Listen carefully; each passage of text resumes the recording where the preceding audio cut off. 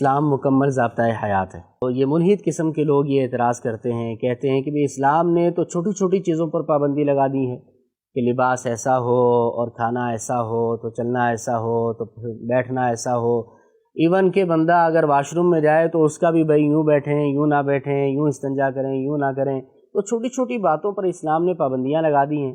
اچھا، ضابطۂ حیات تو آزادی چاہتا ہے، تو کیا اسلام مکمل ضابطۂ حیات ہے؟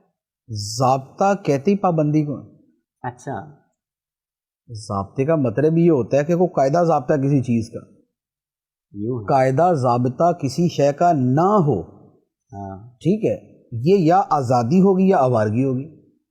اچھا دنیا میں کوئی بھی لوگوں کا جو معاشرہ ہے جی وہ بغیر کچھ ضابطوں کی پابندی کے چل ہی نہیں سکتا، جی، ایسا ہی۔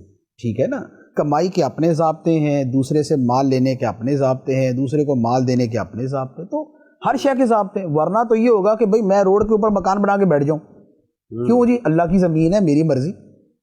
صحیح۔ تو کیا کوئی ضابطہ ہے یا نہیں کہ بھئی روڈ کے اوپر مکان نہیں بنانا، یا اپنے گھر کو اتنا ایکسٹینڈ کرنا، اس سے زیادہ نہیں کرنا؟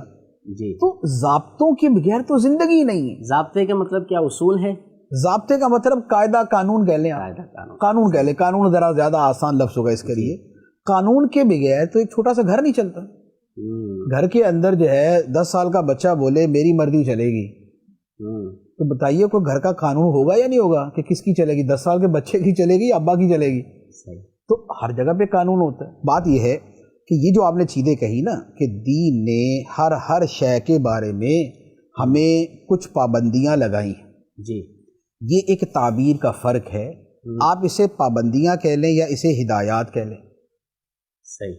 آپ اسے یہ بھی کہہ سکتے ہیں کہ دین نے ہر شے میں ہمیں ہدایت دی ہے، ہماری رہنمائی کی ہے۔ ماں باپ اپنی اولاد کو اگر کھانے پینے، اٹھنے بیٹھنے، چلنے پھرنے، بات کرنے کے طریقے سکھاتے ہیں تو یہ اس پہ پابندیاں لگا رہے ہوتے ہیں یا اس کی رہنمائی کر رہے ہوتے ہیں؟ اور اس کو کیا یہ کہا جائے گا یار کتنے جو ہے نا وہ ظالم ماں باپ ہے، بچے کی آزادی چھین لی، بچے کا دل کر رہا ہے شیشے کے ٹیبل پہ الٹا کھڑا ہو جائے، باپ نے آزادی اس کی چھین لی، تو بھائی یہ نہیں ہوگا۔ تو یہ پابندیاں نہیں ہیں، یہ رہنمائیاں ہیں، اور یہ دین کی خوبصورتی ہے کہ دین نے ہر شے کے اندر ہماری رہنمائی کی ہے، حتیٰ کہ ہاتھ دھونے میں، غسل کرنے میں، وضو کرنے میں، واش روم جانے میں۔ ایک بات۔ دوسری بات یہ ہے کہ یہ ملحدوں کا اعتراض بھی ایسا بالکل یعنی کہ احمقانہ سا ہے۔ یہی ساری باتیں جب کسی انگریزی اسکول کے اندر پڑھائی جاتی ہے نا تو کہا جاتا ہے how beautiful manners they are teaching us. ٹھیک ہے یار، کیا شاندار تعلیم ہے بھائی، دیکھیں ہمیں انہوں نے ناخن کاٹنے کے طریقے بتائے، تو ہمیں انہوں نے کھانا کھانے کے، تو نیپکن لگانے کے، تو ہمیں جناب وہ فورک اس ہاتھ سے پکڑنا ہے، تو جناب وہ کیا نام ہے اسپون اس ہاتھ سے پکڑنا ہے، کھانا ایسے کھانا ہے، اور یہ گلاس جو ہے نا اتنے ڈسٹینس پہ رکھنا ہے، یہ ساری چیزیں۔ تو یہ کیا بولے گا؟ یہ پابندیاں لگا دی، جینا حرام کر دیا، زندگی تنگ کر دی، کتنے ضابطے نافذ کر دیے۔ نہیں، اسے کہا جائے کہ مینرز ہیں، یہ مینرز ہیں، یہ آداب زندگی۔ تو اللہ تعالیٰ نے جو ہمیں دین عطا فرمایا ہے اس کی جامعیت، اس کی کاملیت اور اس کے کامل ضابطۂ حیات ہونے کی یہ نشانی ہے کہ اس نے ہمیں عقیدوں کے بارے میں بھی بتایا کہ عقیدے یہ رکھے جاتے ہیں، ورنہ بندہ اپنے خواب و خیال میں کیا عقیدہ بنائے گا؟ جس شے کو اس نے دیکھا نہیں ہے، جس شے کو اس نے سنا نہیں ہے، جس شے کو وہ اپنی سوچ سے پہنچ نہیں سکتا، تو اس بندے کی کامل جہالت میں خدا نے رہنمائی دے دی کہ جنت کے بارے میں یہ سمجھو، فرشتوں کے بارے میں یہ سمجھو، خدا کے بارے میں یہ سمجھو۔ تو یہ اللہ تعالیٰ نے جہالت کا ازالہ کر دیا، رہنمائی عطا فرما دی۔ اسی طرح عبادت کیسے کرنی ہے اللہ تعالیٰ نے اس کے طریقے سکھا دیے، معاشرے میں کیسے رہنا ہے اللہ تعالیٰ نے اس کے طریقے سکھا دیے۔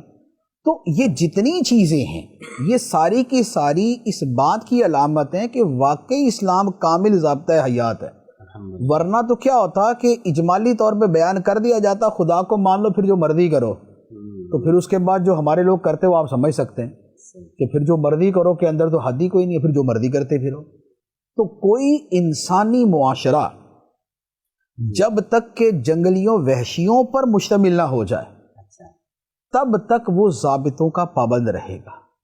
ज़ाबिते ही जंगल के कानून और इंसानी मुआशरे में फ़र्क डालते हैं। जंगल का एक ही कानून है, जिसकी चलती है वो कर ले। शेर की अपने कमज़ोरों पे चलती है, वो उनका शिकार कर ले। उनकी अपने कमज़ोरों पे चलती है, नीचे वालों की, वो उनका शिकार कर ले। जहाँ पर हाथी की चली तो हाथी खा बैठे, जहाँ पर किसी और जानवर की चले वहाँ पर वो अपनी जो है ना करतूत कर बैठे। तो ये है जंगल।